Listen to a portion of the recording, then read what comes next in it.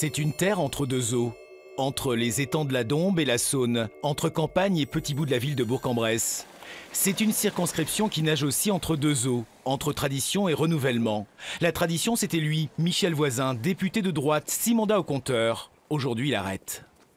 Tout simplement parce que j'avais pris ma décision il y a bien belle lurette. Pourquoi? Vous avez fait poireauter tout le monde, entre guillemets? Pas du tout, non. Mais le vieux lion, comme on l'appelle, avait oublié de prévenir. Et c'est seulement après la débâcle des Républicains à la présidentielle que Michel Voisin a intronisé Guy Billoudé. Ce dernier entend marcher dans les pas du sortant. Aujourd'hui, c'est la journée russe. Bonjour. Je suis un homme de terrain comme lui, qui aime son territoire, qui aime nos communes rurales, qui est la ruralité, qui a besoin d'être portée au niveau national. Un fauteuil vide attire toujours les convoitises, même parmi les alliés. L'UDI a ainsi pris le train en marche, envoyant sa responsable départementale à la bataille.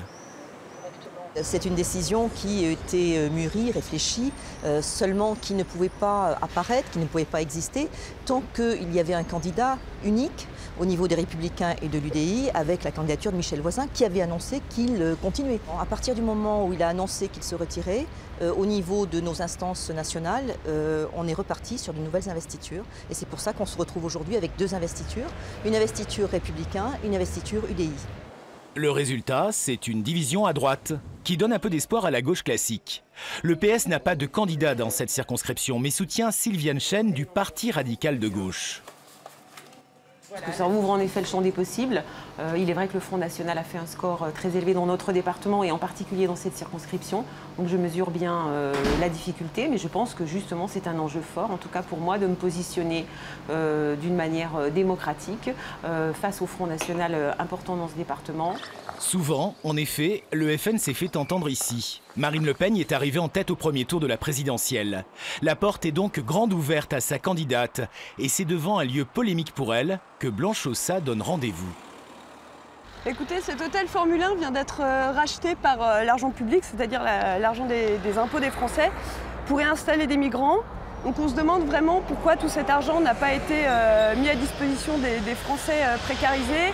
Mais depuis la présidentielle, l'image du renouvellement passe évidemment par En Marche. Je fais partie de ceux qui n'ont pas été élus, jamais.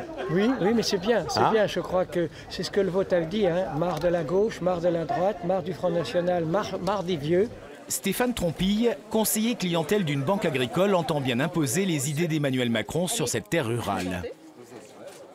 Il faut donner une majorité, sinon il ne pourra pas faire ce qu'il a à faire. Et on sera sur 5 ans d'immobilisme, et ça c'est vraiment ce qu'il faut éviter. Donc il faut lui donner une majorité claire et nette. Bourg-en-Bresse Sud, Dombes, Val-de-Saône, la 4e circonscription de l'Ain va envoyer une nouvelle tête à l'Assemblée. Sera-t-elle de droite, de gauche, du FN? Les électeurs ont le suspense en main.